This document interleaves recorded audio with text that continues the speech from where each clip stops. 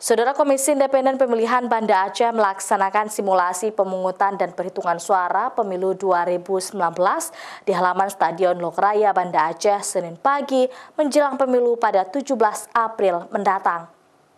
200 warga Desa Lampuot, Banda Aceh melaksanakan simulasi pemungutan dan perhitungan suara oleh KIP Banda Aceh. Kegiatan tersebut merupakan persiapan dan sebagai edukasi kepada pemilih menjelang hari pemilihan pada 17 April mendatang.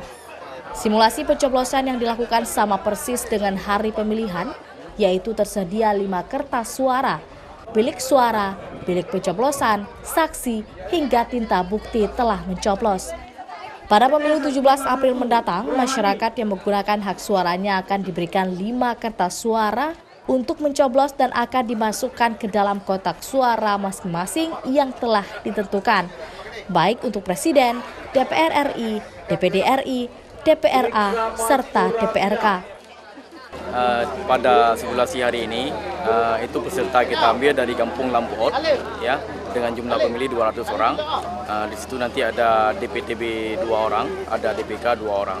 Nah, kemudian dari simulasi ini kita lihat nanti kelemahan-kelemahan dari penyelenggara kita.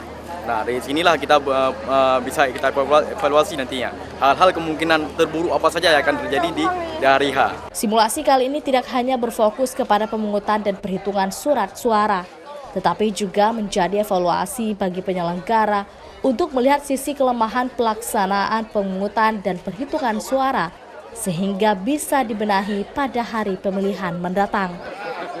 Syahril, Kompas TV, Banda Aceh.